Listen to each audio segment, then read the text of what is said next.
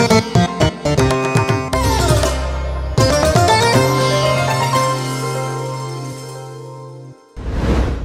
প্রিয়জনেরা, প্রভু যীশু খ্রিস্টের নামে সকলকে আমি জানাই অভিনন্দন। আমাদের ঈশ্বর আশ্চর্য, প্রতিদিন কথা বলেন, উনি সাহস দেন আর পথ দেখান। এর কারণ হচ্ছে উনি আমাদের প্রেম করেন। উনি এমন ঈশ্বর যিনি আপনাকে সামলান। আপনি বিশ্বাসীও হতে পারেন, অবিশ্বাসীও হতে পারেন। আমাদের প্রভু যীশু পক্ষপাত করেন না। যারা যারা এই প্রভু যীশুর নামকে স্মরণ করে ডাকে, তিনি তাদের ডাক শুনে সঙ্গে সঙ্গে উত্তর দেন। আপনি দুঃখের সময় যখন উনাকে ডাকেন, উনি সেটা শুনেন। আজকে হয়তো আপনারা এই প্রোগ্রামটা দেখছেন, কিন্তু মনের মধ্যে অনেক দুঃখ, যন্ত্রণা, চোখের জল আছে।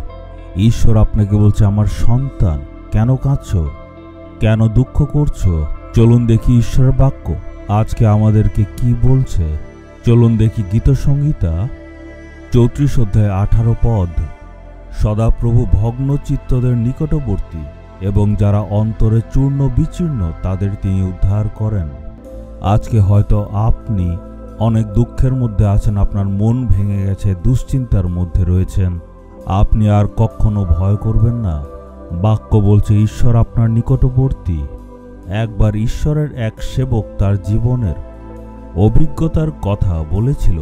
একবার যখন মনে বোঝা নিয়ে প্রার্থনা করছিল, তখন যিশু তাকে দর্শন দিয়েছিলেন। একবার একজন বোন মনে বোঝা নিয়ে প্রার্থনা করছিল, তখন প্রভু যিশু তার কাছে আসলেন। অনেকক্ষণ তারা কথা বলল। যিশু তার চোখের জল মুছে দিল আর তাকে সান্ত্বনা দিলেন। আবার আরেক ঘটনা, আরেকটা বোন প্রার্থনা করছিল, তখন প্রভু যিশু তার কাছে এসে বাক্য শুনিয়ে চলে গেলেন। আরেকজন ব্যক্তির জীবনে প্রভু যিশু তার কাছে এসে একটা হাসি দিল, তারপর চলে গেলেন। আরেকজন ব্যক্তির ক্ষেত্রে যিশু তার দিকে তাকিয়ে চলে গেলেন। সে আশ্চর্য হলো, যিশু আসলো আবার চলে গেল।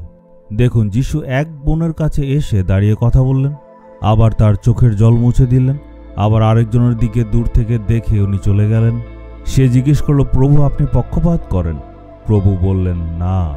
যিশু তাকে বললেন, যার যেমন প্রয়োজন সেটা অনুসারে আমি তাদেরকে সাহায্য করি। যেমন সেই বোন মনে অনেক দুঃখ নিয়ে প্রার্থনা করছিল, তার মন ভগ্ন ছিল, তার সান্ত্বনার প্রয়োজন ছিল, তাই আমি কথা বলে সান্ত্বনা দিলাম আর তার চোখের জল আমি মুছে দিলাম।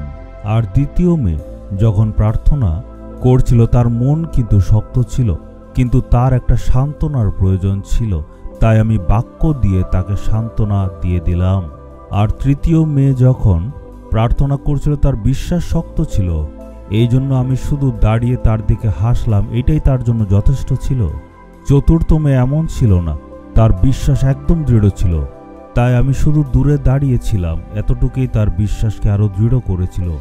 প্রভু বললেন, পৃথিবীর সবার মনের কথা আমি জানি, তাদের পরিস্থিতি জানি, আর সেই অনুসারে তাদের সাথে কথা বলি আর প্রার্থনার উত্তর দেই। আজকে হয়তো আপনি মনে অনেক বোঝা আর দুঃখ নিয়ে আছেন। আজকে হয়তো আপনার মন ভেঙে গেছে। প্রভু যিশু আপনার নিকটে এসছেন।